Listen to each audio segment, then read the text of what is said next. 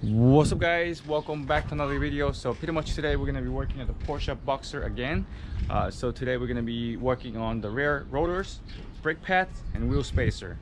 Alright, so this is how it actually looks from stock, right? And this is the wheel fitment from stock as well, no spacer. I did the front already, it looks pretty good. Right, slotted rotors and the wheel fitment is nearly perfect, you know. I already did the driver size, so it's just gonna show you guys. See that? This is so cool. It changed the look of the car by a lot. Wheel fitment is a lot better, less gappy. Right? So I'm just gonna show you guys a quick process how it's been done on the rear. It's pretty much basically like the same at the front. Everything is just pretty easy, you know, straightforward. Everything is plug and play, you know, you can't really go wrong. So we're gonna start by jacking up the car. I already showed you guys last time where is the jacking points on the car, which is this little square over here, right? You can put your jack in there and then just jack up the car from the front. Now since we're doing the rear and this is actually a rear-wheel drive, you could put a wheel block on the front so your car won't slide up, you know, once you jack it up.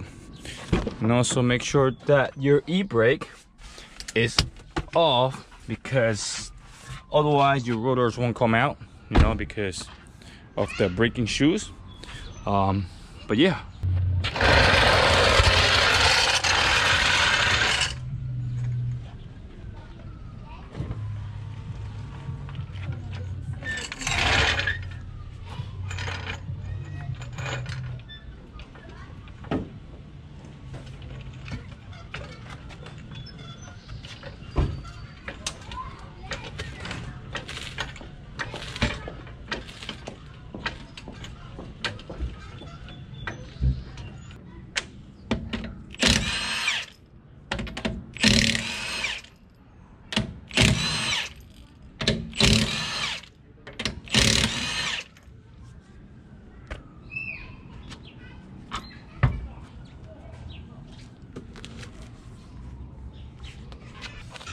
All right, so from here we got the wheel off and you'll be able to see your rotors, your calipers.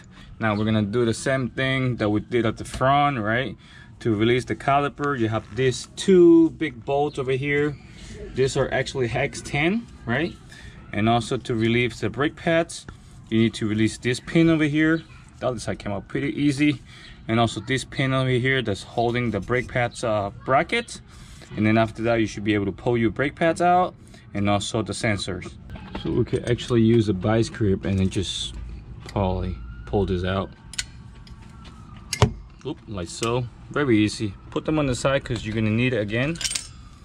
All right, 1, 2, and also we could just push this holding clip out.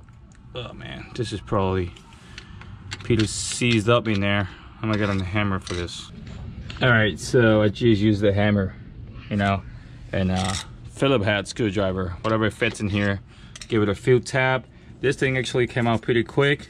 You could add some grease in here, you know, next time, just to prevent, you know, this problem. You know, it's easier for you to service it next time, you know. Now you could just release this. This is actually the brackets, right? Before that, let's just take out this wiring. This is actually for the wear sensor. So you should be able to take this out like so. Boom, easy. Man, this thing is pretty filthy. And then after that, we should be able to take our brake pads. But before that, okay, so once you take out this metal bracket out, this bracket was actually holding, you know, the brake pads and the wear sensor harness, right over here, like so. Once you pull them out, you should be able to release the brake pads.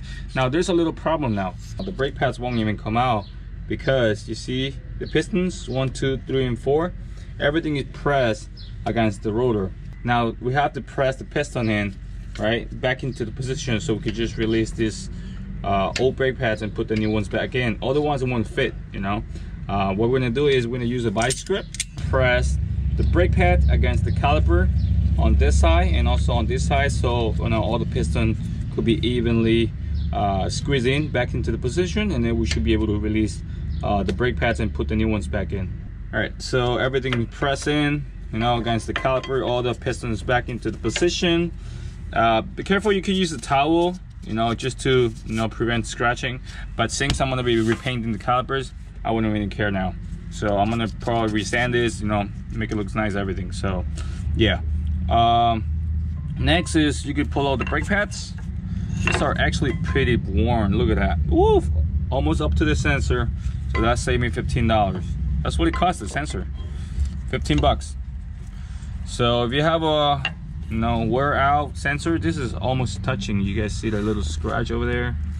So I mean, the lights haven't popped out yet, so I'm good. What I'm gonna do is I'm gonna take out this sensor, put the new pads in. So we're gonna put all this on the side. We're gonna do that later. All right, just leave it here. Now from here we should be able to have access into the caliper bolts, right, which is 2 big hex 10 bolts in here, 1 and 2. Once you take this out, you should be able to take the caliper out, and then after that we should be able to unbolt this Phillips, right, take the rotors out, and then, you know, put the new ones back in.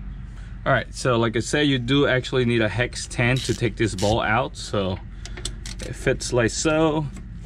Make sure this all the way. We could just muscle this thing out.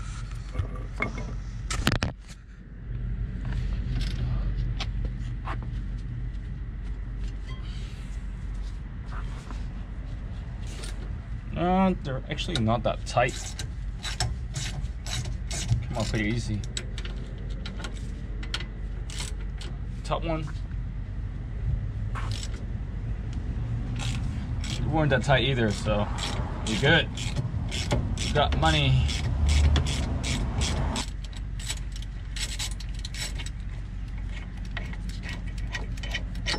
So you got one.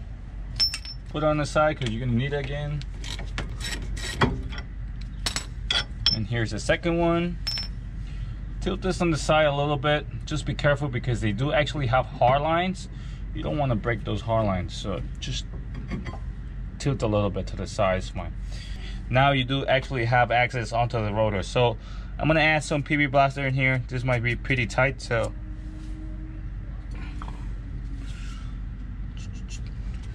oops. Whoops. One. No, it's tripping. There you go. 2 here, a little bit. There you go. All right, so I'm here. I'm gonna use my Milwaukee impact screw. Whoop, easy. That was quick. Well, this I have. There you go. This I have Phillips, and the other side I have Torx bit, so it's kind of weird. All right, so this popped out like so. Boom. Damn. There's the old ones. Well, now you have access into the hub, right? The parking shoe assembly and all that. Now is a good time to actually clean all this. Where's that spray that I have? Ooh, look at all that junk. Nasty. Ooh, damn, this thing is nasty. Wow, what a big difference. Look, brand new. Alright. Caliper as well. Ooh, so dusty. All that junk, come on. Get out of there. Oh man. Gotta get this thing a good watch. Look at all that junk. That is so dirty.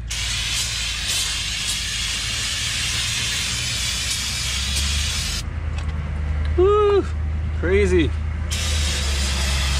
Oh my goodness. All right, so from here you should be able to inspect your, you know, just struts, your arms, or see anything broken or anything, you know, damage. We're gonna be doing new bushings as well, right, from the sway bar, new anglings. I'm looking for my budget coilovers. I'm not really sure what I'm putting in here yet, but yeah. Now another thing you could do over here, you know, take that advantage, just everything is out already. You could actually adjust your parking brakes. So is if you bring it up, it would tight up because this thing actually expand up and hold that the rotor in place. So it'd be like this. I'll give it a few turns, and then we should be able to test out the rotor. Hopefully this is it. Oh, you see they don't fit now. They're really tight now. So I do one turn now.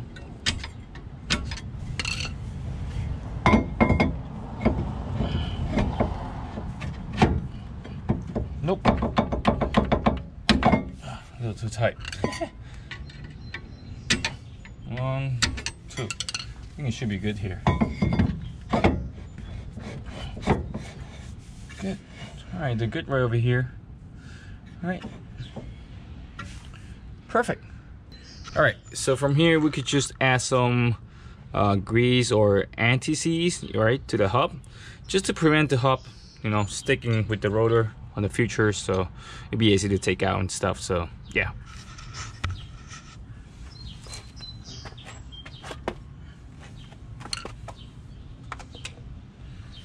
So this should be like this. Here's fine.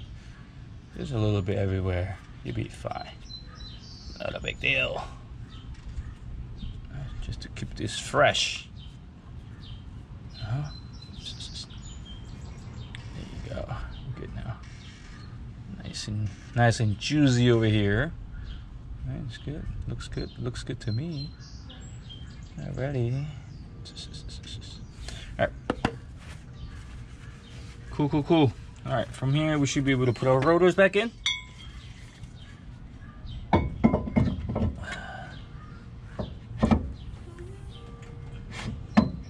Alright, so once you set your rotor back in place, you should be able to, you know, put your Phillips back like so. You got one. And you got two. Now you don't have to go ham on those because those are aluminum, so you might break them. Alright, so once you have the rotor set back in place, right, add on your Phillips. It's time to put the calipers back in, the bolts back in. Right now, before we put the bolts back in, I would like to add some actually thread locker onto these bolts. Right, I like to use the orange because this is actually a combination of the red and the blue, right, with the strength of the red, but also, you know, with the formula of the blue, so you could just loosen up very quick. All right, so we got the caliper bolts back in. We have one more step to do, is actually torque this down. Now the factory spec 163 foot-pound torque, so that's what we're gonna do with the digital torque wrench.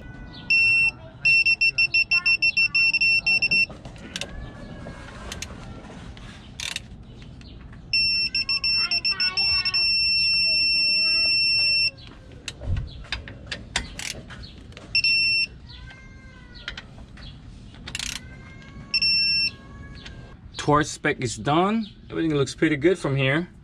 Next step is actually replace the brake pads and you know, reverse the whole process. All right, so pretty much I put everything back into the place where everything was. Here's the old brake pads. They're actually pretty worn. Look, to the edge, right to the end and more. So what we're gonna do next is we're actually gonna put the spacers back in, right? These are actually 15 millimeter. We can get this on eBay for like $60 some a pair. This actually came with nuts, I mean bolts. All right, that's what we're gonna do. All right, just a little side-by-side comparison of the stock rotor and the new ones. Stock ones, these are pretty worn though. Actually, this is the new ones. Now these are actually what is that? Zimmerman, right? This is what's out of the budget, but I decided to go with this brand because this fitment is actually better than the power stop ones. So yeah, like I said in the previous video, I did actually order power stop ones, but the power stop one didn't fit not as well as this one. So this is ball right in, you know, so which is perfect. The quality is I'm pretty sure is a lot higher because these are actually a lot more expensive than the power stop ones. So yeah. All right, so here's the final product. Look at how cool it looks. Wheel fitment is a lot better. I'm probably gonna get wider tires, you know, just to you know, get a better fitment, but this is way better than before. I don't think I need wider tires though. I think I'm good. I just gotta replace these tires because this one actually have a hump. I don't know how I got this, but these are pretty worn. I mean, they're not worn. I think they're pretty old tires. Put them on just to sell the car, but hey, look at that. Overall, it looks pretty good. Just a little quick look on this side as well. Look at that. It looks so good. I'm so in love with this. And also we got the front. Wow, they look good. Here's the other side. Actually, wheel fitment looks a lot better than, woof. A little spacer make a big difference though, not gonna lie. Look at that. Looks so good. And also what we got here is a parking brake.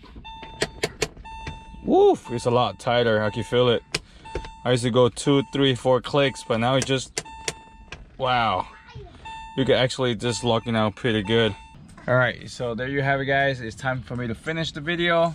So like always, if you like this video, please give it a thumbs up, follow, share, and subscribe. And I'll see you guys next time.